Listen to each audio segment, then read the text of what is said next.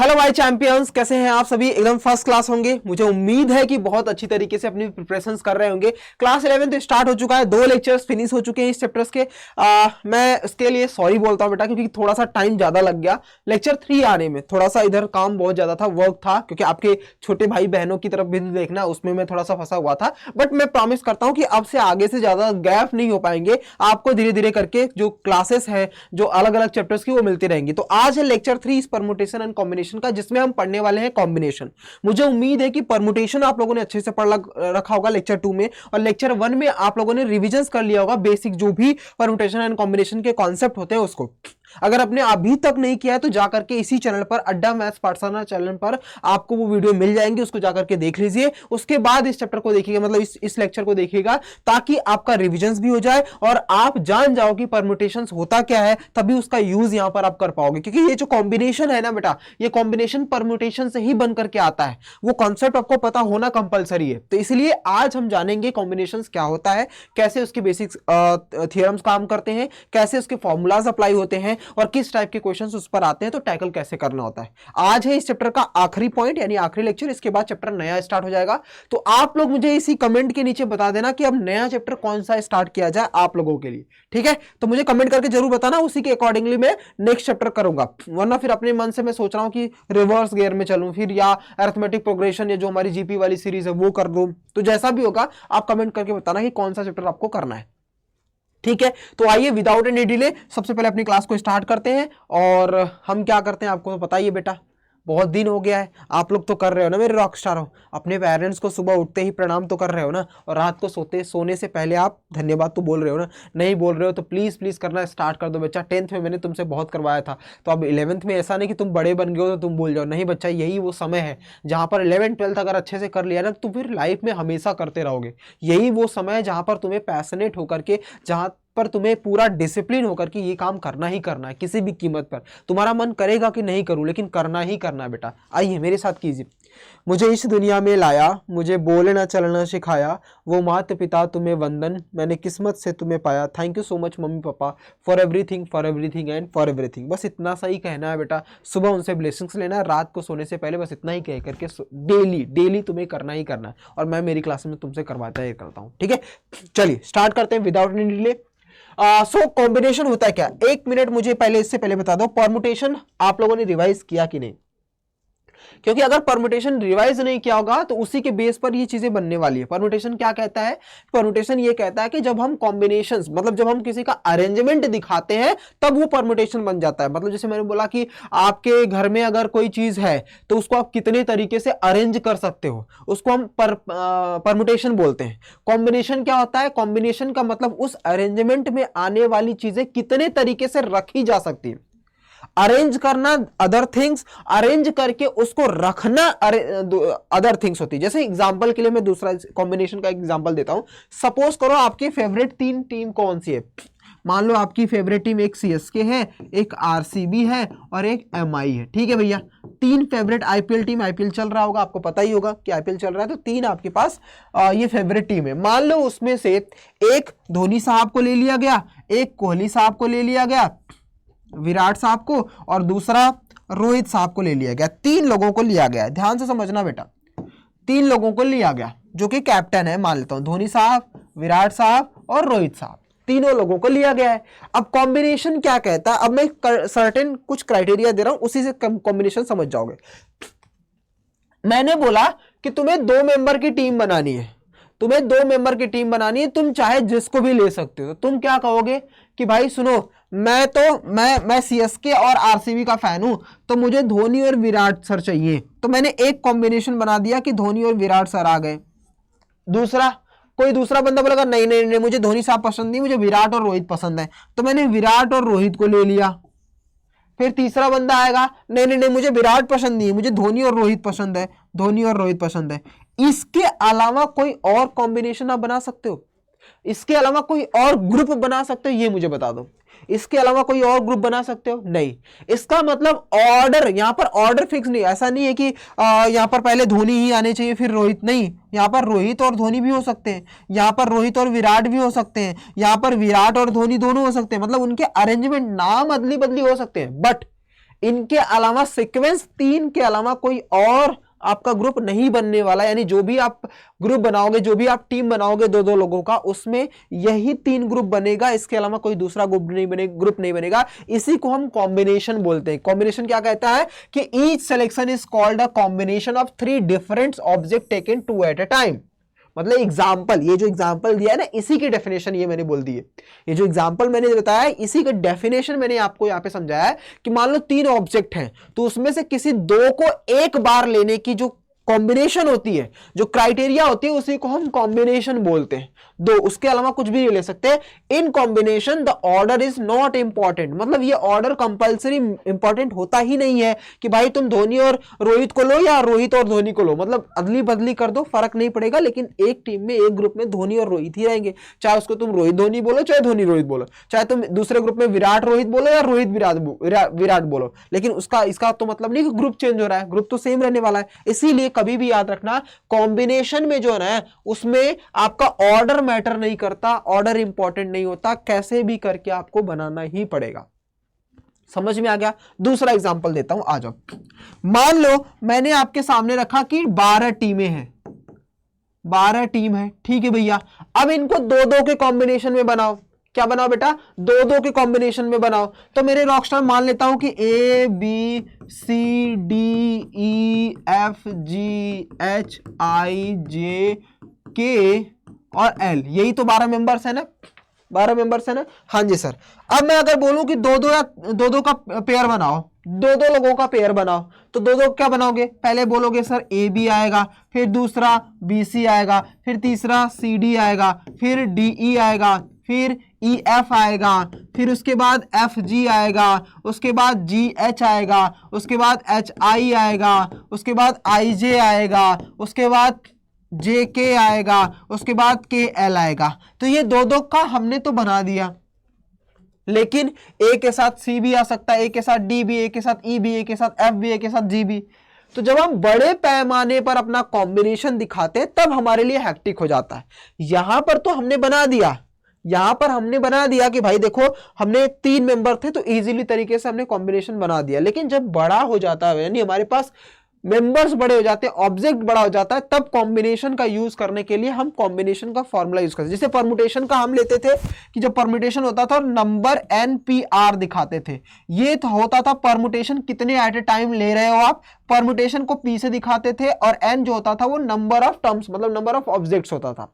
तो कॉम्बिनेशन में C use कर देते हैं, मतलब इसको हम बोलते हैं NCR, इसको बोलते हैं R कितना एट ए टाइम आप ले रहे हो, ये परमुटेशन का काम कर रहा है। C जो होता है वो कॉम्बिनेशन होता है, N जो होता है नंबर ऑफ ऑब्जेक्ट होता है। तो P के जगह पर परमुटेशन और C के जगह पर कॉम्बिनेशन, बस फर्क यही रहता है बेटा कि फॉर्मूले में डिफरेंस आ जाते हैं। P आने पर आपका सिंपल सा फॉर्मूला इसका यही होता है बेटा, क्या कि n फैक्टोरियल अपॉन में n माइनस r का फैक्टोरियल आप डायरेक्टली निकाल देते हो, ये परमुटेशन बन जाता है। लेकिन जब हम कॉम्बिनेशन ढूंढते हैं मेरे रॉकस्टार, तो कॉम्बिनेशन में 2 चीजें मैटर करती हैं। एक तो परमुटेशन तो मैटर करेगा ही करेगा, यानी हम n अपॉन में n फैक्टोरियल अपॉन में n माइनस r फैक्टोरियल का हमने वैल्यू निकाल दिया। लेकिन एक चीज और मैटर करती है, वो क्या है? जो परमुटेशन एट अ टाइम, मतलब कितनी बार आपने परमुटेशन, जैसे 4 मैंने बोला 6 चीजों को 4 मतलब 6 टीम है, उसमें से 4 ऑब्जेक्ट को एक एक साथ रखने की कॉम्बिनेशन बता दो आप।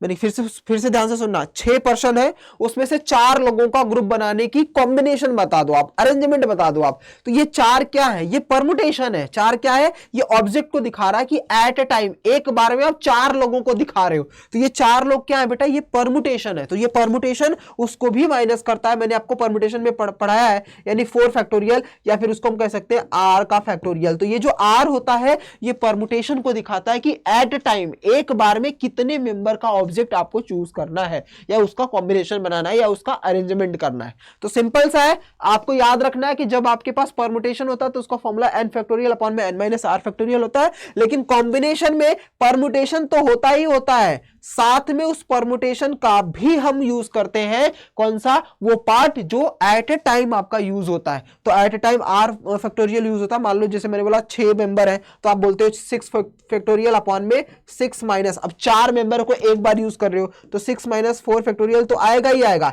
साथ में 4 फैक्टोरियल अलग से भी आएगा, क्योंकि एट अ टाइम के बाद में कॉम्बिनेशन में आपको परम्यूटेशन अलग से ऐड करना पड़ता है। ये आपका फॉर्मेट बन जाएगा। मुझे उम्मीद है कि आपको कॉम्बिनेशन अच्छी तरीके से समझ में आ गया होगा और कब कब यूज करते हैं। बाकी क्वेश्चन जब सॉल्व करेंगे तो समझ में आता चल जाएगा। ठीक है बेटा, चलो आइए अब सिंपल सा एक फंडा है, देख लो ये उसका फॉर्मूला जो अभी मैंने तुम्हें समझाया है कि हम आर, ये जो आर फैक्टोरियल है, ये आर फैक्टोरियल हमारे लिए क्या होता है, ये हमारा परमुटेशन है बेटा। क्या है ये? परमुटेशन है। क्यों बेटा? क्योंकि मैंने अभी समझाया कि एट अ टाइम आपने कितना लिया है, कितने ऑब्जेक्ट आप लेने वाले हो, वो अगर मल्टीप्लाई कर दिया जाए किसी भी कॉम्बिनेशन में तो वो परमुटेशन का पार्ट बन जाता है। यानी एनसीआर निकालने के लिए, एनसीआर निकालने के लिए यानी कॉम्बिनेशन निकालने के लिए एनपीआर का जो एनपीआर वाला पार्ट होता है उसको डिवाइड करते हैं आर फैक्टोरियल से। तो एनपीआर क्या होता है बेटा? एन फैक्टोरियल अपॉन में एन माइनस आर फैक्टोरियल होता है, यही होता है ना जी सर। और ये आर फैक्टोरियल बचा हुआ है तो ये एनसीआर का फॉर्मूला बन जाता है, इसको याद रख लेना। मतलब एनसीआर मतलब कॉम्बिनेशन का जो फॉर्मूला होता है एन फैक्टोरियल अपॉन में N minus R factorial into R factorial. तो ये सिंपल सा बेसिक फॉर्मूला है। जब जीरो से वो बड़ा हो और n से छोटा नंबर ऑफ टर्म से बराबर या उससे छोटा होता है तो ये फॉर्मूला हमारी थ्योरम से लग जाती है। प्रूफ करके मैंने ये चीजें आपको दिखा दी। ये प्रूफ करने के लिए नहीं पूछा जाता है, प्रूफ करने के लिए देगा भी तो बस डायरेक्टली मल्टीप्लाई करके आप इस तरीके से दिखा दोगे, वही आपका फॉर्मेट बन जाएगा। ठीक है, नेक्स्ट थ्योरम्स क्या होती है अब उसी के बेस पर। अब तुम्हें पता चल गया है कि जब भी सी दिखाता है, जब भी कॉम्बिनेशन आता है तो आर फैक्टोरियल जो परम्यूटेशन होता है उसका अलग से मल्टीप्लाई करना पड़ता है। अब हम इसकी हेल्प से ये फॉर्मूला प्रूव करने जा रहे हैं, इसको ध्यान से देखना, ध्यान से देखना मेरे रॉकस्टारों, क्योंकि तभी तुम्हें समझ में चीजें क्लियर होती हुई नजर आएंगी, वरना कुछ ना कुछ मिस्टेक्स तुम करते रहोगे। ठीक है बेटा, इसलिए ध्यान से देखना। चलो अब मैं इसमें तुम्हें समझा रहा हूं। देखो एनसीआर है तो इसको अगर मैं ब्रेक करूं तो क्या लिखूंगा सर? एन फैक्टोरियल अपॉन में एन माइनस आर का फैक्टोरियल इंटू आर फैक्टोरियल लिखूंगा, लिखूंगा ना बेटा? N minus R factorial into R factorial लिख दिया ना, समझ में आ गई है? समझ में आया कि नहीं? ठीक है सर। प्लस यहां पर भी है तो एन फैक्टोरियल। अब ध्यान से देखना बेटा, यहां पर आर माइनस वन है, तो जब आर माइनस वन है तो देखो जब ये आर था तो आपने क्या किया था? n में से r को माइनस करके लिखा था। अब क्या है? r माइनस वन, तो n में से इसको माइनस करोगे, ध्यान से देखना, जैसे n में से माइनस करोगे r माइनस वन को तो n minus r plus one बन जाएगा, क्योंकि ये माइनस इसको माइनस करेगा, इसको प्लस कर देगा, प्लस कर देगा ना, तो n minus r plus one factorial, यानी n minus r plus one का फैक्टोरियल बनेगा। और लास्ट में फिर ये वाला r माइनस वन का फैक्टोरियल बनेगा। क्यों? क्योंकि ये अब देखो यहां पर इससे मैच करो, इससे मैच करोगे तुम्हें खुद समझ में आ जाएगा। पहले n फैक्टोरियल हमने लिखा, हाँ जी सर, फिर हमने क्या लिखा? n में से r को माइनस किया, हाँ जी सर, फिर नीचे क्या लिखा? लास्ट में r फैक्टोरियल। तो सेम प्रोसेस तो यहां पर भी होने वाला है। n फैक्टोरियल को हमने लिख दिया, उसके बाद n में से इसको माइनस किया तो यहां पे देखो वो चीजें लिख दी, और लास्ट में r माइनस वन का फैक्टोरियल लिख दिया। हमें राइट साइड वाला प्रूफ करना है। मुझे उम्मीद है आपको समझ में आ गया होगा। क्लियर हो गया? क्लियर हो गया, बहुत बढ़िया। आओ जरा, अब एक चीज मैंने तुम लोगों को पढ़ाई है परमुटेशन में। सर परमुटेशन में क्या पढ़ाई थी? जरा समझो ध्यान से।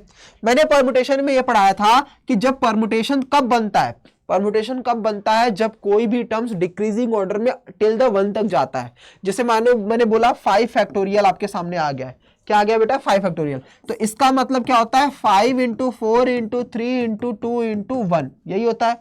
अब मैं बोलूं n फैक्टोरियल तो आप क्या करते हो? सर n फैक्टोरियल तो रहता है n into n minus one into n minus two into dash dash dash करते हुए 3 2 1 इतना तक जाता है। मतलब लास्ट में मैंने ये चीजें समझाई थी कि जब n फैक्टोरियल को हम ब्रेक करते हैं तो वो इस तरीके से आता है n n minus one n minus two, मतलब एक एक माइनस होता चला जाता है, जैसे ही इसमें माइनस होता जाता है। कब तक? 1 तक हम लोग करते हैं तो वो हमारा फैक्टोरियल बन जाता है। और इसी के कॉम्बिनेशन को, इसी के अरेंजमेंट को हम अरेंजमेंट में फॉर्मेट में दिखाते हैं कैसे सॉल्व करते हैं। समझ में आ गई बात? ये कहां तक जाता है? 1 तक, क्योंकि एक एक माइनस करते आप चाहते हो। आ जाओ इसमें वाले भी चेक करो।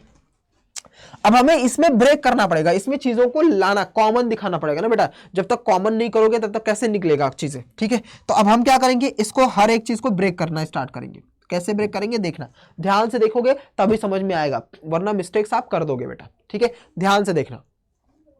अब मैंने क्या किया? मुझे माइनस करना है। किससे माइनस करना है?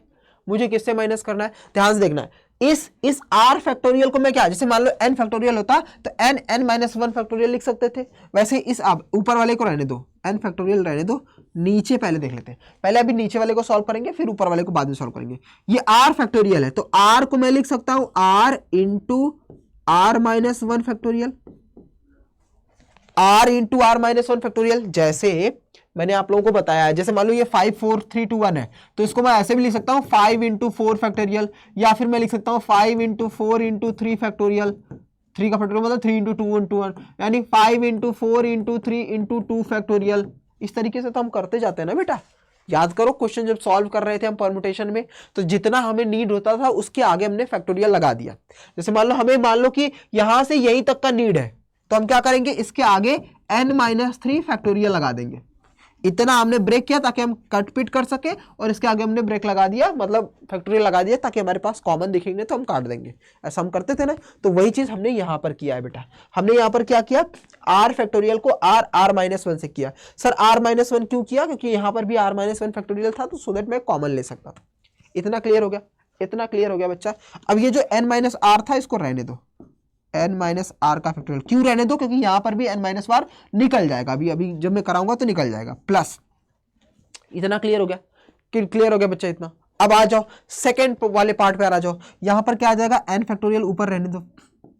अब ध्यान से देखना, ध्यान से देखना, यहीं पर समझ में आ जाएगा तुम्हें। अब मेरे पास r माइनस वन यहां पर आ गया है, तो मुझे r माइनस वन यहां पर भी है, तो इसको r माइनस वन को साइड में रख लेते हैं एक बार फिलहाल के लिए। r माइनस वन फैक्टोरियल मैंने ये वाला साइड में रख लिया, ठीक है। बचा क्या, n minus R plus one. मुझे क्या चाहिए, n माइनस आर चाहिए। मुझे क्या चाहिए बेटा, मुझे क्या चाहिए बेटा, n माइनस आर। क्या चाहिए, n माइनस आर। मेरे पास क्या है, n minus R plus one है, n minus R plus one. अब इसको ब्रेक करो जरा एक बार, इसको जरा एक बार ब्रेक करो। देखो क्या है, n minus R plus one का फैक्टोरियल है ना बेटा, इसको ब्रेक करो। तो अगर इसमें होता है तो हम क्या करते हैं, इससे एक कम करना होगा। तो पहले हम लिखते हैं n minus R plus one, फिर हमें क्या करना होगा, n minus R plus one में से एक माइनस करना पड़ेगा। जैसे n फैक्टोरियल होता था तो हम n इंटू n में से एक माइनस करते थे, वैसे ही n minus R plus one factorial था तो n minus R plus one एक में रखा, अब इसमें से एक माइनस किया तो ये पूरा का पूरा कट जाएगा, बचेगा क्या, n माइनस आर का फैक्टोरियल। समझ में आ गई बात, समझ में आ गई बात, ये कैसे आया है, क्लियर हो गया बेटा। एकदम आराम से समझा रहा हूं, बेहतरीन तरीके से समझा रहा हूं, इसीलिए बिल्कुल धीरे धीरे आराम आराम से समझते चलना, ठीक है। तो मेरे सामने इसकी जगह पर मैं क्या लिख सकता हूं, ये वाला पार्ट लिख सकता हूं। आइए जरा चेक कीजिए, यहां पर क्या लिखूंगा, n minus R plus one और n माइनस आर का फैक्टोरियल।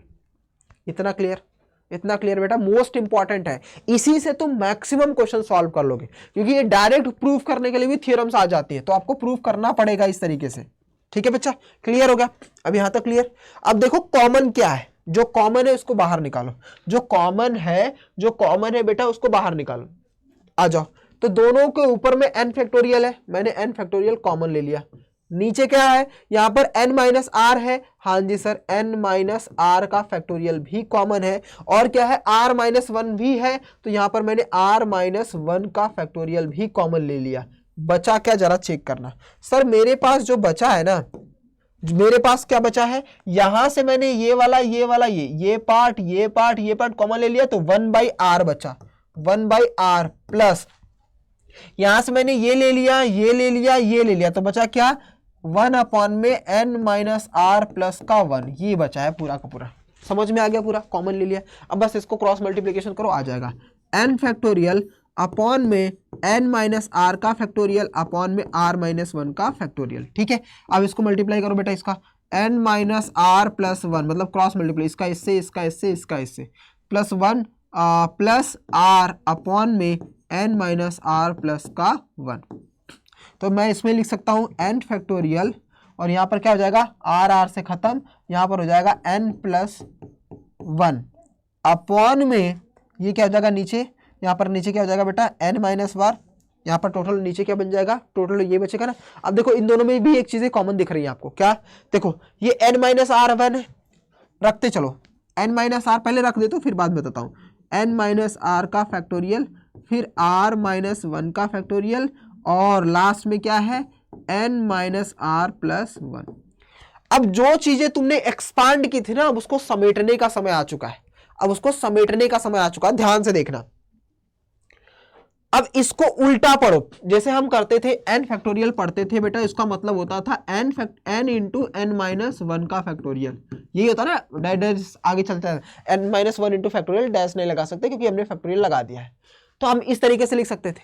अब सपोज करो कि अगर इस यहां पर n प्लस वन होता फैक्टोरियल का, तो आप क्या करते, इसमें से एक पहले लिखते n प्लस वन, फिर क्या लिखते, इसमें से एक माइनस करोगे तो n फैक्टोरियल, इस तरीके से लिखते ना बेटा। जरा देखो ये वाला, ये क्या है, इन दोनों का मल्टीप्लाई, मतलब यहां पर क्या आ जाएगा, यहां पर आ जाएगा n प्लस वन का फैक्टोरियल आ जाएगा। समझ में आ रहा है? नीचे चेक करो बेटा, अब नीचे चेक करोगे तो तुम्हें क्लियरली दिखना स्टार्ट हो जाएगा। देखो n minus R plus one, N minus R plus one, जैसे मैंने यहां पे किया था ना, कहा इधर देखो, n minus R plus one के जगह पर मैंने n माइनस आर किया था, तो इन दोनों को अगर मिला दिया जाए, इन दोनों को मिला दिया जाए तो ये वाला फैक्टोरियल बन जाएगा, इन दोनों को अगर मिला दिया जाए तो ये वाला फैक्टोरियल बन जाएगा। अरे यस और नॉट बताओ, बन जाएगा ना बेटा, बन जाएगा। और ध्यान से देखना, इन दोनों को मिलाते ही ये वाला फैक्टोरियल, और आपको पता है मेरे रॉक स्टार कि ये जो r माइनस वन है, ये जो r माइनस वन फैक्टोरियल्स है, ये कहां से स्टार्ट हुआ होगा, r से हुआ होगा। अरे हुआ होगा कि नहीं, जल्दी बताओ।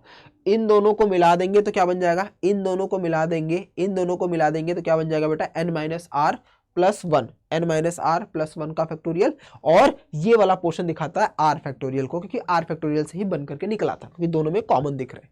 तो सिंपल सा नीचे क्या बन जाएगा, आर फैक्टोरियल का, यानी यहां पर मैं बन जाऊंगा, ये टोटल टोटल टोटल टोटल किसको दिखा रहा है, R factorial into N minus R plus one factorial, N minus R या N plus one R factorial into N plus one minus R का फैक्टोरियल, ये आ गया। अब देखो चीजें ध्यान से देखना बेटा, इधर देखना, जैसे n फैक्टोरियल से हमने ये एक्सपांड किया था, NCR से हमने ये एक्सपांड किया था, तो उससे हम क्या करेंगे, ऊपर जैसे n था तो n लिखा, वहां पर क्या n प्लस वन, तो ऊपर लिख देंगे n प्लस वन, फिर C, नीचे क्या था r माइनस वन था, तो हमने ये वाला पूरा लिखा था। अब क्या है, n plus one minus R है, n plus one minus R into R, तो n प्लस वन तो ऊपर था, n प्लस वन तो ऊपर था, माइनस आर कर रहे हैं, n प्लस वन से माइनस आर, मतलब सिंपल सा r का फैक्टोरियल, हैंस प्रूव्ड हमने कर दिया है, राइट हैंड साइड में आ गए, राइट हैंड साइड में आपके सामने आ चुका है, राइट हैंड साइड में आपके सामने आ चुका है। क्लियर हो गया बच्चा, क्लियर हो गया क्लियर हो गया है, पूरा आराम से समझाया, एक बार नहीं समझ में आया होगा तो फिर से इसको देख लेना, आराम से क्लियर हो जाएगा आपको, धीरे धीरे वन बाय वन करके समझोगे तो समझ में आ जाएगा। अब इसमें एक मोस्ट इंपॉर्टेंट, आगे चलते हैं, नोट डाउन कर लेना इसको, ठीक है बेटा, इंपॉर्टेंट है, ऐसे प्रूफ करने के लिए डायरेक्टली आपको देता ही देता है कॉम्बिनेशन का, डायरेक्ट यही क्वेश्चन आपको एग्जाम में दे देंगे। अब इसमें एक चीज और सिखा देता हूं बेटा, नोट करके लिख लेना। देखो जैसे ये वाला पार्ट है, अब ध्यान से देखना, जैसे ये वाला पार्ट है ना मेरे रॉक स्टार, बहुत बहुत इंपॉर्टेंट है, इसलिए ध्यान से सुनना।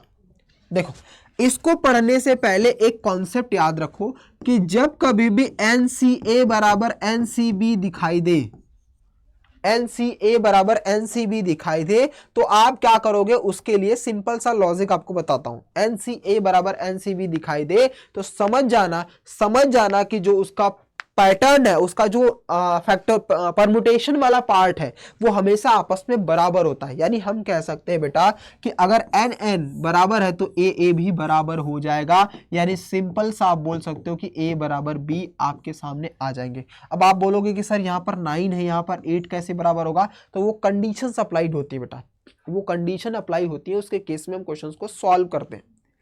अब ये जो a बराबर b है, ये जो a बराबर b है बेटा, उसके केस में अगर ये फॉलो नहीं होता है तो a बराबर n माइनस बी भी किया जाता है, यानी n में से b को माइनस करोगे तो a मिल जाएगा, या b बराबर n माइनस a भी किया जाता है कि b में से अगर निकालना हो, क्या नाम है कि a में से। ध्यान से समझना, 3-4 कॉन्सेप्ट है जिसको समझना पड़ेगा। पहला कि जब NCA बराबर NCB हो तो उसमें a और b दोनों बराबर ही वैल्यू होते हैं। दूसरा, अगर a निकालना होगा तो n माइनस बी करोगे, b निकालना होगा तो n माइनस ए, या इसको रहने दो, एक ही कॉन्सेप्ट समझो, a निकालना होगा तो n माइनस बी करोगे, और अगर n निकालना होगा तो a और b को ऐड कर दोगे, क्योंकि n निकालोगे तो b को इधर ट्रांसफर कर दोगे a प्लस बी। तो सिंपल सा, अगर तुम्हें n निकालना होगा, यानी इस n को निकालना होगा तो 9a प्लस 8 कर दोगे, यानी यहाँ पर भी 17 कैटेगरीज में आ जाएगा। डायरेक्टली आप अपने क्वेश्चन को सॉल्व कर सकते हो, बट यहाँ पर हमें सॉल्व करना है, मैं आपको तरीका बताता हूँ,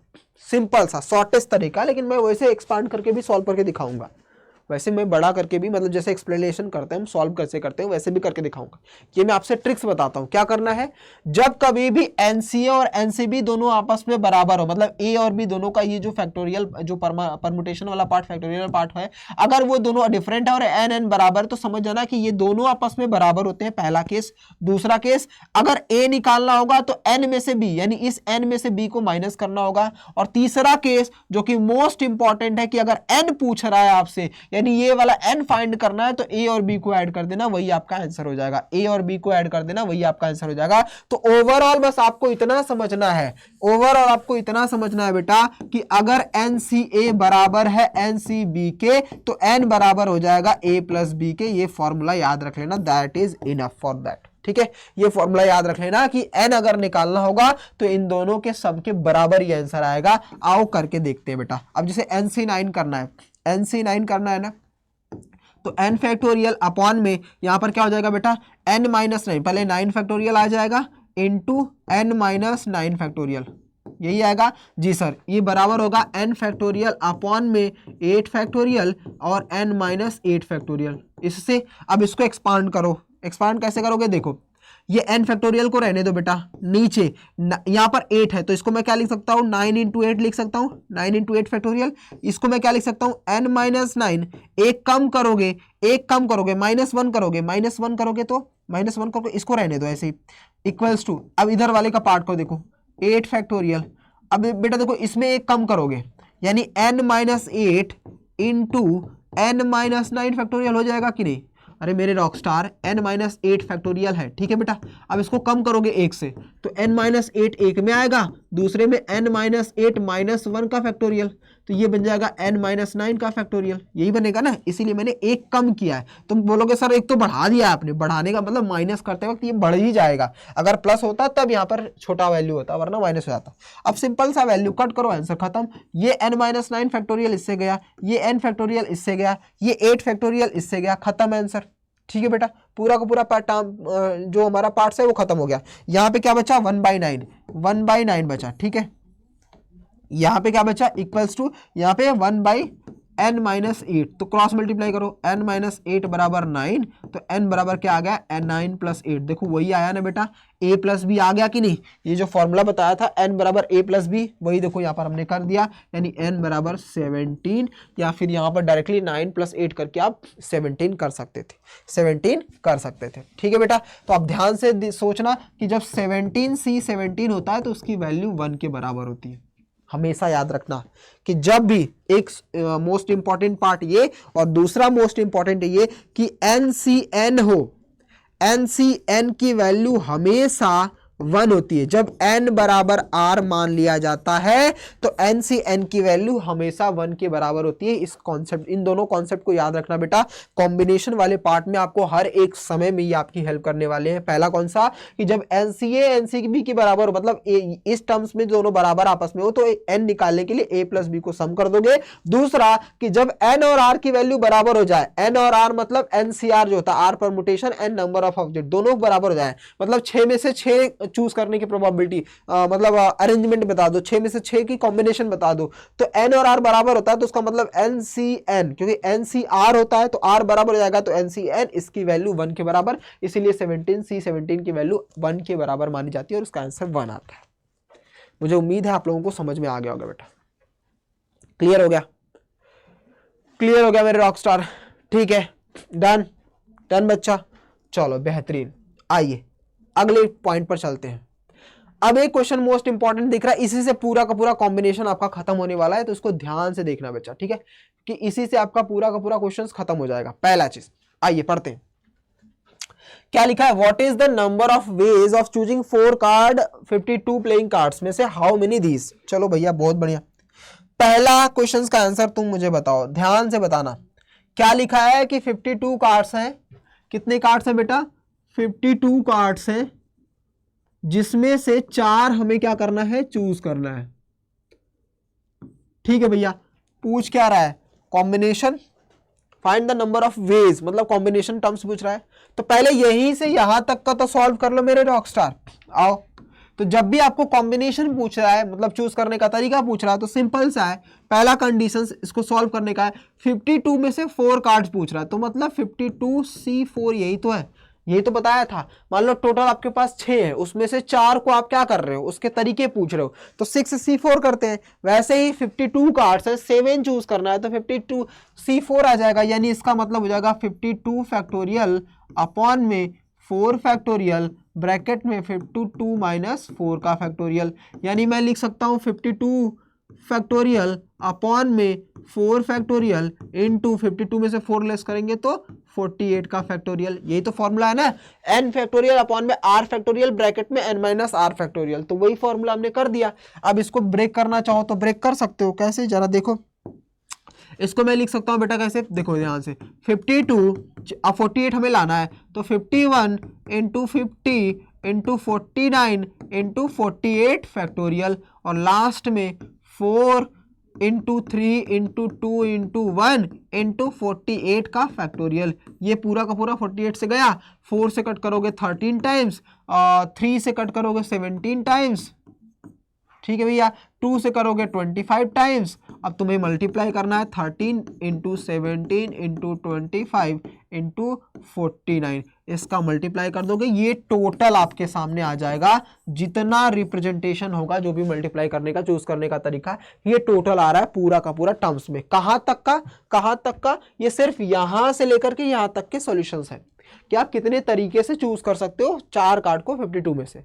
अब वो कंडीशन दे रहा है, तो जब कंडीशन जैसे ही दे देता है वहां पे परमुटेशन ज्यादातर अप्लाई होता है बेटा, ध्यान से सुनना। जैसे ही कोई चीज कंडीशन देता है अरेंजमेंट करने के लिए, तो वहां पे परमुटेशन यूज हो जाता है कॉम्बिनेशन में, तो हमेशा इसके लिए तैयार रहना बच्चा। अब देखो पहला चीज क्या लिखा है, पहला चीज ये लिखा है कि भैया 4 cards are of the same suit.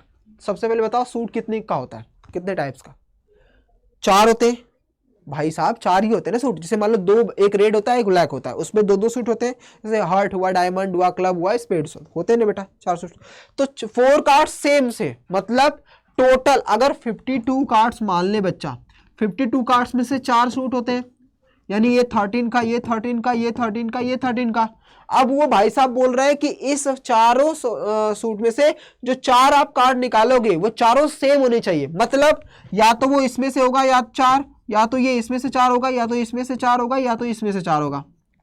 ये कहना चाह रहे हैं कि मतलब तुम्हारे पास 52 कार्ड्स हैं जिसमें से 4 सूट आते हैं जिसमें से सेम कलर का लिखा है ना, सेम सूट में होने चाहिए, मतलब जो भी 4 कार्ड आप निकालोगे वो सेम सूट में होना चाहिए, मतलब इसमें से भी हो सकता है, इसमें से भी हो सकता है, इसमें से जो भी करोगे उसमें से। इसका मतलब है सबकी वैल्यू निकाल करके प्लस, मतलब 13C4 plus 13C4 plus 13C4 plus 13C4, क्योंकि बेटा मुझे नहीं पता किस में से निकलेगा, इसलिए सबको प्लस करना पड़ेगा। या मैं ऐसा लिख सकता हूं 4 इंटू 13C4, एक बार वैल्यू निकाल करके डायरेक्टली सॉल्व कर दोगे, आपका आंसर निकल जाएगा फर्स्ट का आंसर।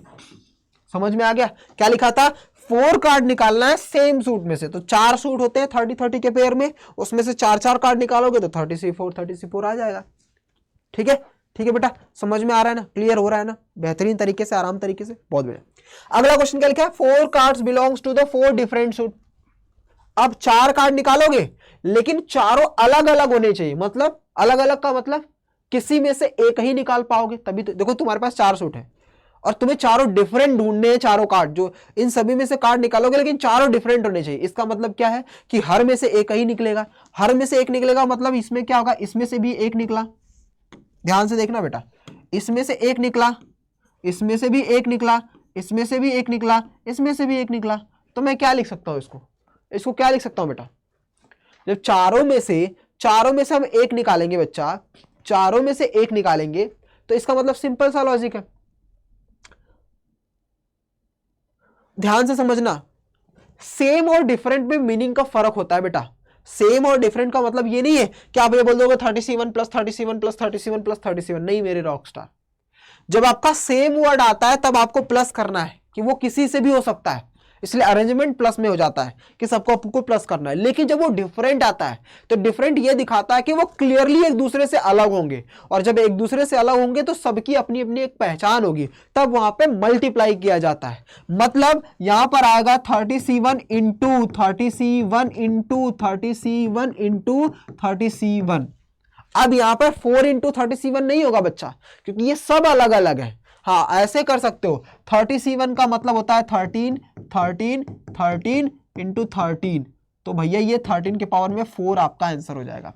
एक चीज और यहां पर नोट कर लो, देखो एक स्टार ये समझाया था, एक स्टार ये समझाया था, एक स्टार और समझ लो, इंपॉर्टेंट चीज है बच्चा, क्या कि जब कभी भी आर की वैल्यू 1 हो, जैसे मान लो NC1 आता है तो उसका आंसर हमेशा N ही आता है।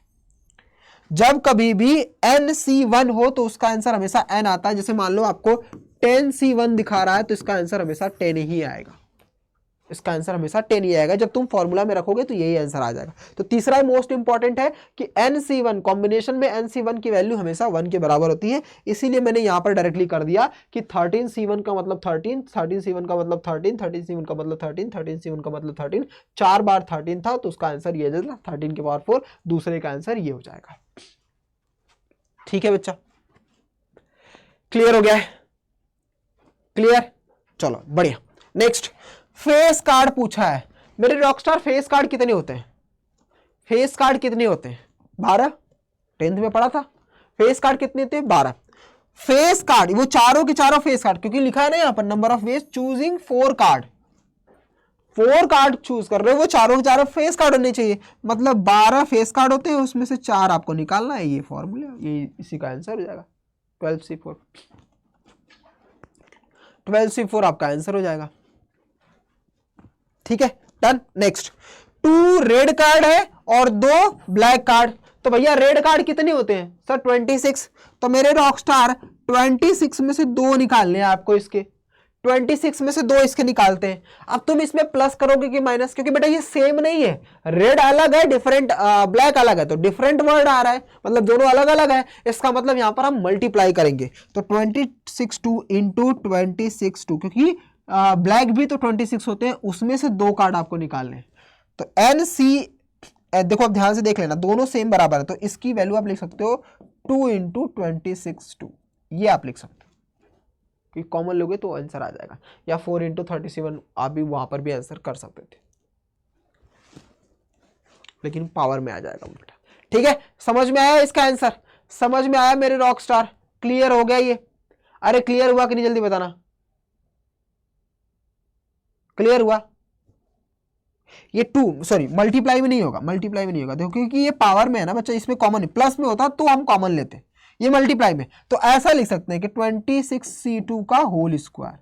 हमेशा याद रखना पावर में, क्योंकि जब देखो यहां पर हमने मल्टीप्लाई किया तो पावर में हो रहा था, इसीलिए जब मल्टीप्लाई होता है तो वो पावर में होता जाता है, मतलब एक नंबर को 2 बार मल्टीप्लाई किया, इसका निकाल करके उसका पावर कर दोगे, आंसर आ जाएगा। नेक्स्ट देखते हैं, cards are of the same colour. अब जब सेम कलर से है मेरे रॉकस्टार, सेम में क्या आ जाएगा? प्लस करना। मैंने अभी समझाया, जब भी वर्ड सेम आए मतलब आपको प्लस करना होगा, जो भी कॉम्बिनेशन निकलेगा उन सभी को प्लस करना होगा। जब डिफरेंट आएगा तो मल्टीप्लाई करना होगा। अब कार्ड्स सेम कलर के होने चाहिए, तो मेरे रॉकस्टार सेम कलर में 2 ही कलर आते हैं, मतलब टोटल कार्ड्स में 2 कलर आते हैं, एक रेड कलर का होता है, एक कौन सा होता है? ब्लैक कलर का। एक रेड का होता है, एक ब्लैक कलर का होता है। तो रेड में भी सेम, मतलब रेड में से 4 निकालना है, ब्लैक में से भी 4, तो दोनों को प्लस करना होगा। मतलब इसका जो आंसर आएगा 26C4 प्लस 26C4, ये आपका आंसर हो जाएगा। समझ में आ गया ना? क्योंकि सेम कलर बोला है तो सेम 2 ही कलर के होते हैं, एक रेड होता है, एक ब्लैक होता है। रेड कितने के होते हैं? 26, उसमें से 4 निकालोगे क्योंकि सेम बोला हुआ है, और ब्लैक भी 4 निकालोगे क्योंकि 26 ही होता है, तो दोनों को प्लस कर दोगे, आंसर आ जाएगा। मुझे उम्मीद है मेरे रॉक स्टारों आप लोगों को ये क्वेश्चन पूरे अच्छे तरीके से समझ में आ गया होगा। अगर नहीं समझा तो एक बार फिर से इसको वीडियो को देखना, वापस से देखना, क्योंकि मोस्ट इंपॉर्टेंट है, आगे आपको बहुत हेल्प करेगा। ये परम्यूटेशन एंड कॉम्बिनेशन इतना समझ लो कि 11th में तो नॉर्मल है, 12th में भी जब जेई का क्वेश्चन करने जाते हो ना तो पूरा का पूरा जेई इसी के बेस पर क्वेश्चन पूछता है। अगर आप आईआईटी करने जाते हो तो ये बहुत इंपॉर्टेंट चैप्टर है बेटा स्टार्टिंग से ही, जिसके बेस पर क्वेश्चन बहुत अच्छे अच्छे लेवल पर क्वेश्चन पूछे ही जाते हैं आईआईटी में। तो इसको आप बेस मैंने आपको क्लियर कर दिया है, बेस इतना स्ट्रांग कर लो ताकि आप जब इसके हाई लेवल क्वेश्चन को सॉल्व करोगे तो आप अटेम्प्ट कर पाओगे बेटा। तो इसीलिए मैं बस आपका बेस इतना स्ट्रांग कर रहा हूं। अगर आपने जितना पढ़ाया ना मैंने बस उतना ही प्रैक्टिस कर लिया, उतना ही रिवाइज कर लिया, गारंटी देता हूं कि आप आईआईटी के लेवल के क्वेश्चंस को भी स्टार्टिंग के जो होते हैं फाउंडेशन वाले वो आप उड़ाना स्टार्ट कर दोगे और धीरे धीरे प्रैक्टिस करते करते आप आईआईटी के भी क्वेश्चंस उड़ाना स्टार्ट कर दोगे, क्योंकि यही सारे कॉन्सेप्ट वहां पर भी लगते हैं, बस थोड़ा सा बड़े बड़े टर्म्स आ जाते हैं। जैसे आप यहाँ पर दो दो चीजों का किया जा रहा है, वहां पर 8-8 10-10 क्वेश्चंस रहते हैं, मतलब लोगों का किया जाता है एक साथ, तो सबको प्लस करना, मल्टीप्लाई करना, कैलकुलेशन लगाना, फॉर्मूला लगाना, वो थोड़ा सा हैक्टिक बन जाता है। लेकिन बेस आपका यहीं से स्ट्रांग होता है और यही सब चीज बार बार करना होता है उसमें। ठीक है, डन बच्चा, क्लियर हो गया, चलो बेहतरीन। तो अगले टॉपिक्स पर चलते हैं, अगले क्वेश्चंस पर देखते हैं क्या लिखा है। How many numbers greater than 1000 can be formed. अच्छा, आपको ये बताना है कि कितने ऐसे नंबर्स हो जाते हैं, जो कितने नंबर ऐसे नंबर बनेंगे जो ग्रेटर देन मतलब 1 लाख से बड़े होंगे। 1 लाख है ना, हाँ 1 लाख, 1 लाख से जो है वो बड़े होंगे। Can be form by using the digits, इसको डिजिट का यूज करके आप कितने ऐसे नंबर बना सकते हो जो इससे बड़े होंगे मेरे रॉक स्टार, इससे बड़े। तो सबसे पहले देखो काउंट करो कितने नंबर्स हैं, 1 2 3 4 5 6 7, 7 है बेटा, 7 है। ठीक है मेरे रॉक स्टार, 7 ही निकाल लेना। टोटल कितने हैं, टोटल कितने नंबर्स हैं, 7 है। टोटल कितने हैं, 7। अगर मैं उसमें बात करूं आपको सिंपल सा फॉर्मेशन वाले में क्वेश्चन को सॉल्व करने के लिए देखें, आ जाओ देखो। अब याद रहे कि यहां पर हम परमुटेशन लगाएंगे कि कॉम्बिनेशन लगाएंगे, परमुटेशन लगाएंगे कि कॉम्बिनेशन लगाएंगे, जरा बताना तो क्या लगा सकते हैं। क्या यहां पर ऐसा कुछ बोला है कि आप चूज करो कि ये कॉम्बिनेशन मतलब ये कॉम्बिनेशन बन रहा है, नहीं, यहां पर बोल रहा है कि आपको अरेंजमेंट बता रहा है कितने तरीके से हम नंबरों को लिख सकते हैं। तो इसके पहले जो मैंने पढ़ाया था वो सब कॉम्बिनेशन था, बट यहां पर हम क्या लगाएंगे, परमुटेशन, क्योंकि हम क्या कर रहे हैं, फॉर्म कर रहे हैं। फॉर्म मतलब बना रहे हैं, किसी चीज को जब बनाते हैं तो वो अरेंजमेंट करके बनाते हैं। तो दैट मीन्स सिंपल सा फैक्ट, देखो कितने हैं टोटल सर 7 है, तो भैया 7 नंबर 7 फैक्टोरियल का आ जाएगा नीचे। अब रिपीट, अगर इसका आंसर टोटल 7 फैक्टोरियल हो जाता अगर ये सभी के सभी डिफरेंट होते। परमुटेशन में मैंने पढ़ाया था कि जब कभी भी नंबर को फॉर्म करना होता है अरेंजमेंट करनी होती है, तो जितने नंबर उतने उसके आंसर आते हैं, बट अगर कोई नंबर रिपीट होता तो उससे उसको डिवाइड करते हैं। तो बेटा 2 कितनी बार आया, 3 बार, तो 3 फैक्टोरियल इनटू 4 कितनी बार आया, 2 बार, तो 2 फैक्टोरियल। ये हमारा फाइनल आंसर हो जाएगा कि इतने तरीके से हम नंबर्स बना सकते हैं। बट हमसे पूछा क्या है, फिर से सुनना, आप हाउ मेनी नंबर्स पूछा अगर होता डायरेक्टली तो इतना ही आंसर हमारा हो जाता है इसके। कोई भी जब डिजिट दिया जाता है तो उससे कितने टाइप्स के नंबर हम अरेंज करके बना सकते हैं, फॉर्म कर सकते हैं, ये उसका फैक्टोरियल ही दिखा देता है। मतलब जितने नंबर उतने उसके फैक्टोरियल, वही उतने नंबर फॉर्म करके जा सकते हैं। लेकिन अगर उसमें कोई रिपीट होता है तो उससे हम डिवाइड कर देते हैं, फैक्टोरियल का ये रूल होता है, परमुटेशन वाले सॉल्व में करते हैं हम ऐसा। लेकिन इसने पूछा, एक कंडीशन दे दी है, वो नंबर तो आपने टोटल ढूंढ लिया कि इस वाले डिजिट से हम कितने नंबर बना सकते हैं, इतने टाइप के नंबर हम बना सकते हैं। लेकिन इन सभी नंबरों में से 1 लाख से बड़ा कौन सा होगा, तो हमें कुछ ना कुछ माइनस करना पड़ेगा। जैसे मान लो मेरे पास कुल टोटल 10 नंबर्स आ गए, मान लेते हैं मेरे पास कुल टोटल 10 नंबर्स आ गए, और मुझे 7 से बड़े कौन कौन से नंबर है, जैसे मान लो यहां पर 1 2 3 4 करते करते मैं 10 तक लिखा हूं। मेरी एक क्राइटेरिया है कि मेरा टोटल कितने तरीके से मैं नंबर बना सकता हूं, तो मैंने दिखा दिया कि सर टोटल 10 नंबर से बना सकता हूं। लेकिन एक कंडीशन में देता हूं कि 7 नंबर, 7 से बड़े कितने नंबर होंगे, तो आप क्या करोगे, इस 10 में से 7 को माइनस करोगे तो जो बचेगा 3, क्योंकि यहां पर 8 9 और 10 यही 3 ऐसे नंबर होंगे जो 7 से बड़े होंगे। इसका मतलब जो भी नंबर 1 लाख से बड़ा चाहिए मुझे इस टोटल में से माइनस करना पड़ेगा यहां पर। अब सर ये 1 लाख से बड़ा होगा वो कैसे पता लगाऊं, आओ जरा मेरे रॉक स्टार। देखो जैसे मैं मान लूं कि मुझे 1 लाख से बड़ा होना चाहिए, मतलब क्या है कि मेरी पहली पोजीशन तो फिक्स्ड है बेटा। 1 लाख से बड़ा तभी हो सकता है जब 1 लाख की जगह पर 1 1 तो फिक्स कर दें। अब तुम कहोगे कि सर एक काम करो, फर्स्ट पोजीशन पे 0 रख दो, तो क्या दूसरे पर 1, क्या वो 1 से कभी भी 1 लाख से बड़ा हो पाएगा? और वैसे भी 7 डिजिट का बनाना है तो ये पहले डिजिट पर तो 0 आ ही नहीं सकता बेटा, क्योंकि हमें 7 डिजिट बनाने हैं ना मेरे रॉकस्टार। जैसे मान लो मैंने लिखा 2 3 4 5 1 2, 1 2 3 4 5 6, अब एक प्लेस यहां पर खाली है तो मैं बोलूंगा कि मान लो ये 7 डिजिट का नंबर है, 0 आगे लगा दिया, क्या ये 7 डिजिट का नंबर होगा? नहीं सर, ये 7 डिजिट का है नहीं, क्योंकि 0 से हम काउंट ही नहीं करते। तो 0 को तो हटाना पड़ेगा मुझे, 0 को मुझे क्या करना पड़ेगा बेटा? हटाना पड़ेगा। तो एक्चुअल में हमारे पास कितने नंबर्स हैं? फिर से सुनना ध्यान से, मुझे क्या करना पड़ेगा? इसमें से इस 0 को हटाना है, मुझे इसमें से इस 0 को हटाना पड़ेगा। क्यों? क्योंकि पहले नंबर पर 0 आ ही नहीं सकता। तो भैया मुझे अरेंजमेंट कितने में करनी है? मुझे तो 6 ही में करनी है। और आपको यह भी पता है कि आपको 1 लाख से ज्यादा चाहिए, तो 1 लाख से ज्यादा तभी होगा जब पहले नंबर पे 1 फिक्स्ड होगा। अरे मेरे रॉकस्टार, 1 लाख से बड़ा करोगे तो एक पहले नंबर पर 1 फिक्स करोगे तभी तो 1 लाख से बड़ा होगा। जैसे मान लो यहां पर 1 हमने फिक्स कर दिया पहले नंबर पर, अब यहां पे 2 लिखो, 0 लिखो, 3 लिखो, 4 लिखो, वो 1 से बड़ा ही आएगा। अब पहले 2 लिख दोगे तो वो भी बड़ा ही माना जाएगा, लेकिन पहले पे हम 2 रख देंगे तो 1 कहां पे रखेंगे? 0 कहां पे हम रखेंगे बेटा? समझ में आ रही है मेरे रॉकस्टार?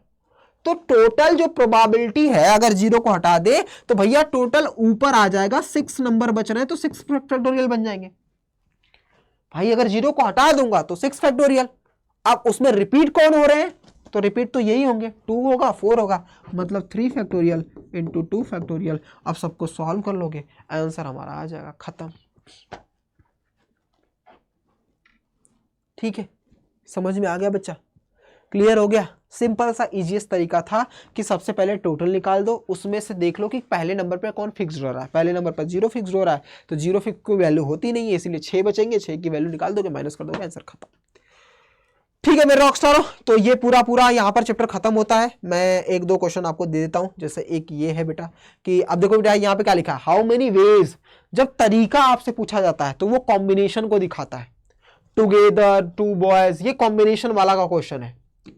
और जब आपसे अरेंजमेंट पूछा जाए, नंबर फॉर्म पूछा जाए, तो वो हो जाता है परमुटेशन का। तो ये क्वेश्चन आपके लिए होमवर्क है। और दूसरा ये है हाउ मेनी वेज, फिर से वेज पूछ रहा है स्टूडेंट, चूज करने के लिए बात कर रहा है, तो ये भी आपका परमुटेशन सॉरी कॉम्बिनेशन का क्वेश्चन है। दोनों तरीके के दोनों होमवर्क मैं आपको दे देता हूं बेटा, इनको सॉल्व कर लीजिएगा। एक्सरसाइज खत्म हो गई है पूरी की पूरी, जो भी आपकी 6.3 थी, 6.3 पूरा चैप्टर खत्म हो चुका है। अब इनमें कभी भी कोई भी क्वेश्चन में प्रॉब्लम्स अगर आती है आपको तो कमेंट बॉक्स में कर देना, उसकी एक अलग से वीडियो में बना दूंगा। साथ के साथ मैं हर एक टाइप के क्वेश्चंस के आपका एनसीईआरटी को भी टैकल करते हुए चलता हूं, सारा कॉन्सेप्ट क्लियर कर रहा हूं, तो आप एनसीईआरटी कंप्लीट करते चलना बेटा। ठीक है, तो पहला चैप्टर हमारा कंप्लीट हो चुका है। ठीक है बच्चा, जो बच्चे इस चैनल पर नए हैं इस चैनल को जरूर सब्सक्राइब कर लीजिए। अड्डा मैथ्स पाठशाला को आगे भी पूरा चैप्टर फ्री ऑफ कॉस्ट आपको मिलने वाली है। 11th की मैथ्स पूरा डिटेल में ऐसे समझाऊंगा। एक्सरसाइज कोई नहीं समझ में आ रही है मुझे कमेंट बॉक्स में करके बता देना, मैं कमेंट उस पर एक्सरसाइज उस वाली की पूरी सॉल्यूशंस करवा दूंगा बेटा, अगर किसी भी क्वेश्चन में डाउट रहता है तो।